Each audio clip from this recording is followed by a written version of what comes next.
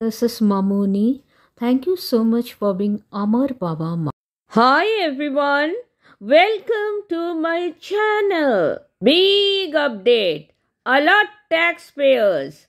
Income tax department will now send notice to these people. If any cash transaction is done beyond the limit, be it online or offline, Income tax department will send a notice to your name even after cash deposit and withdrawal in bank account. If you think you can save income tax through cash transactions, think again, because Income tax department keeps an eagle eye on your cash transactions. You must be wondering what are the high value transactions for which Income tax department can send you income tax notice, right? No worries. In this video, I am going to tell you in simple language about all the 9 high value cash transactions which attracts the attention from the Income tax department. So let's get started. Number 1. Cash deposit limit in savings account as per Income Tax Act latest update. Income tax department have put certain limits on cash deposits in banks. There is a provision for this under the tax law, in which a person can get an income tax notice from the Income tax department for depositing more than the prescribed limit. The prescribed limit is up to rupees 10 lakh. So, if a person deposits more than rupees 10 lakh in cash in a single savings bank account or multiple savings bank accounts during a financial year, attracts attention from the Income tax department. Any cash deposit transactions exceeding rupees 10 lakh in a financial year across all his or her savings bank accounts is duly reported to the Income tax department. The Central Board of Direct Taxes, that is CBDT, requires banks to report such transactions, and the Income tax department can ask him or her about the source of this money. So, what should you do if you get such a notice from the Income tax department? Well, if you receive an income tax notice regarding high value transactions, first of all, you will have to provide sufficient evidence for it, like bank statements, investment records, and inheritance documents may be required, and it would be much better for the person to consult a certified tax advisor on this. Please note, this rupees 10 lakh limit is not only for one single savings bank account, but for all the multiple savings bank accounts you have in your name. So, violating any high value cash transactions rule can cause trouble, mental stress, and most importantly, penalty. Therefore, it is important to understand and know these important income tax rules and avoid such high value cash transactions.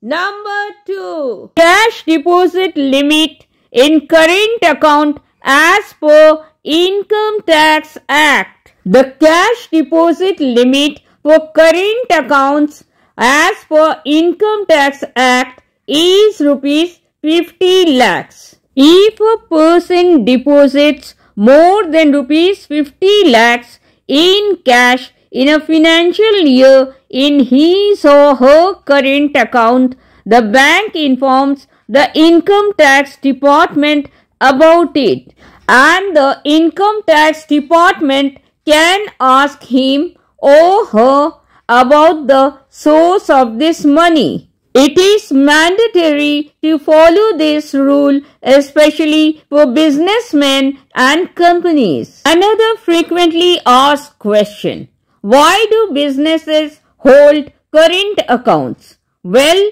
businesses typically make many more financial transactions than individuals. These transactions involve depositing, withdrawing, and transferring cash. Moreover, savings bank accounts often limit the number and the amount of transactions allowed.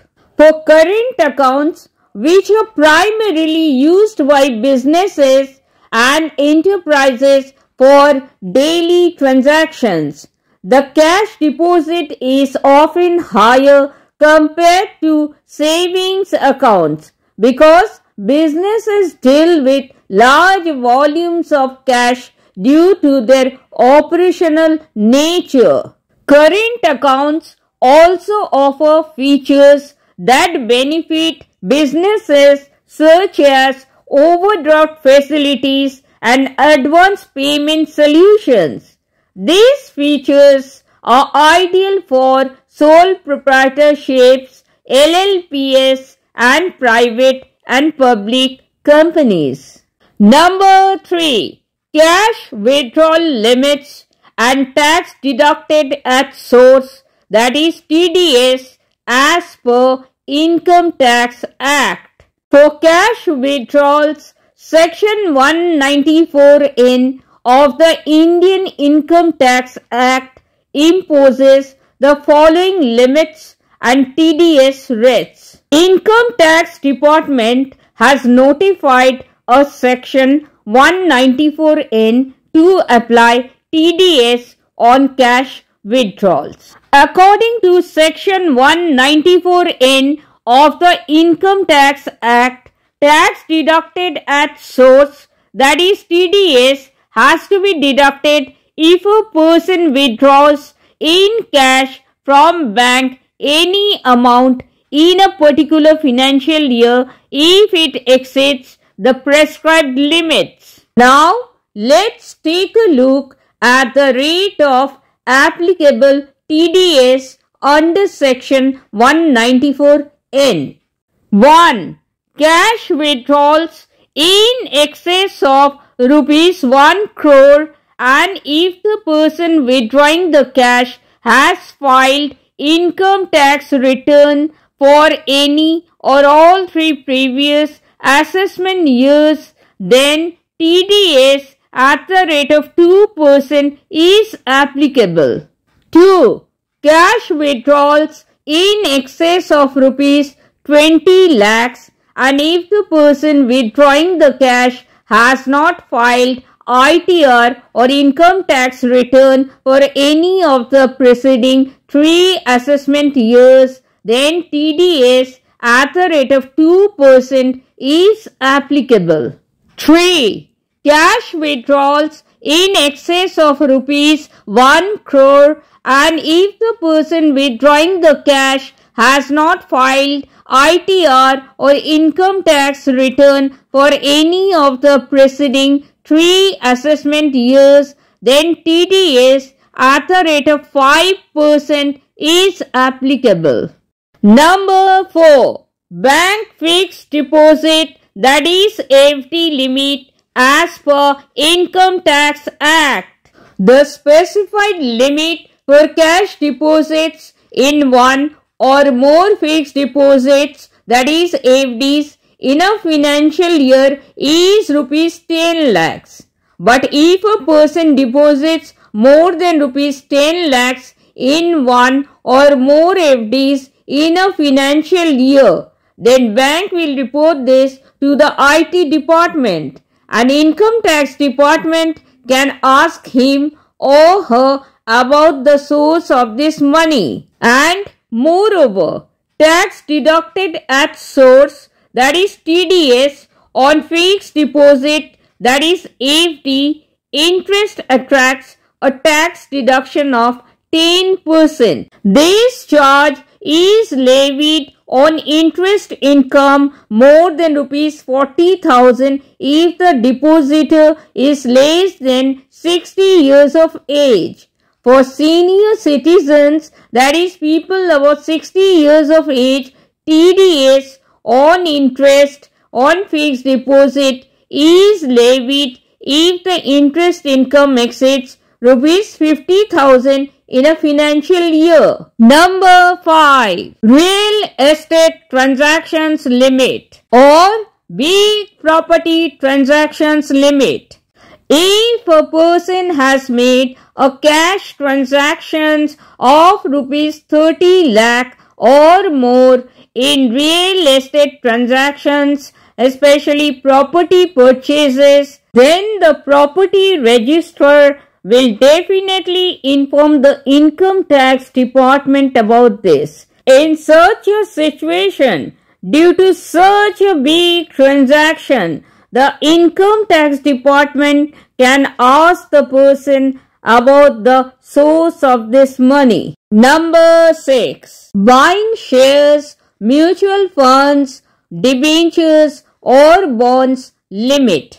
If a large amount of cash is used to buy shares, mutual funds, debentures or bonds, then this also alerts the income tax department.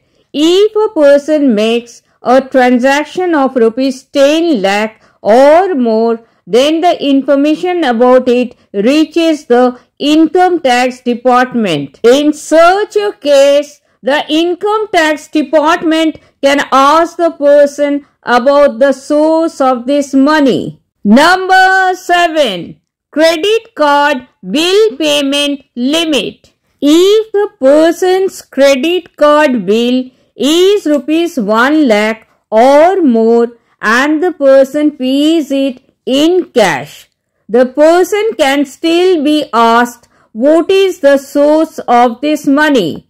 On the other hand, if the person pays rupees 10 lakh or more in any financial year by any means, then the income tax department can ask him about the source of this money. Number 8.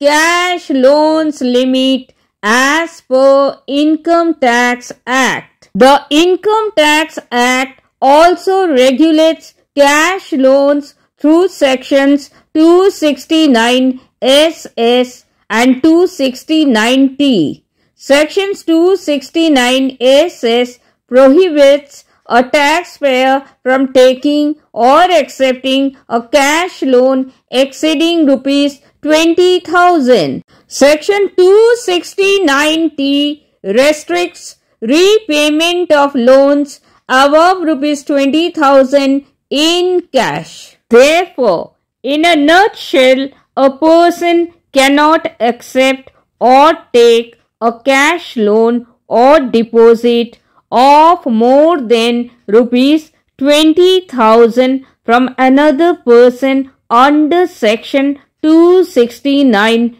SS and under section 269T. A person cannot repay the loan or deposit in cash if the amount is more than rupees 20,000. Finally, if the person from whom the loan or deposit is taken and the person by whom the loan or deposit is accepted are both having agricultural income and neither have any income taxable under Income Tax Act, then the provisions of section 269 SS will not apply. Penalty under section 269 SS. Failure to comply with provisions of section 269 SS could lead to a penalty equal to the amount of loan or deposit or specified sum accepted. That is 100% of the loan or deposit amount will be the quantum of penalty that can be levied by the assessing officer. Penalty under section 269T.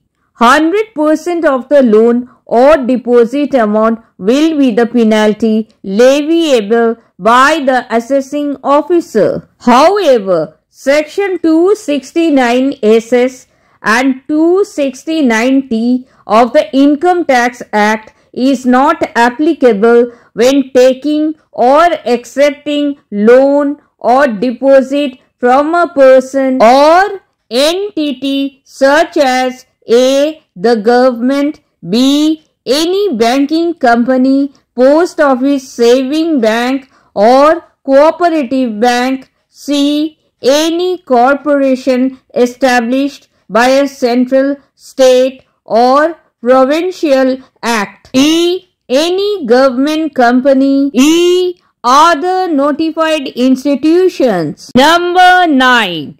Cash gifts limit. Cash gifts under rupees 50,000 in a financial year are exempted from income tax. However, gifts received from non-relatives exceeding this limit are taxable. So, income tax on gifts received is applicable when the total value of gifts is more than rupees 50,000 in a financial year. As per the existing tax regulations, not all gifts received within India are liable for taxation. The Income Tax Act of 1961 encompasses crucial provisions that facilitate the receipt of several gifts that are exempt from taxation. Now, let's take a look about those gift tax exemptions. A. Gifts under rupees 50,000. Gifts received up to rupees 50,000 during a financial year are exempt from tax. This means that no tax is applicable if the total value of gifts received is below rupees 50,000. B. Wedding gifts. Gifts received by a newly married couple from their immediate family members on the occasion of their marriage comes under the gift tax exemption. This includes cash, jewelry, property, stocks or gold. C. Gifts by inheritance or will. Gifts received through inheritance or a will are exempt from gift tax under the Income Tax Act. D. Gifts from local authorities and charitable trust. Money received from local authorities, charitable trust, funds, foundations, universities or registered charitable organizations are generally exempt from tax. This also includes money received by meritorious students or patients under medical care. E. Money received in contemplation of death. Similar to inheritance, money received in anticipation of a person's death is exempt from income tax gift. F. Property received for inadequate consideration. If a property is received for a price higher than its fair market value, the difference between the stamp duty value and the consideration paid is treated as a gift. This excess amount becomes taxable. However, it is exempt if the difference is less than rupees 50,000. G. Gifts from relatives.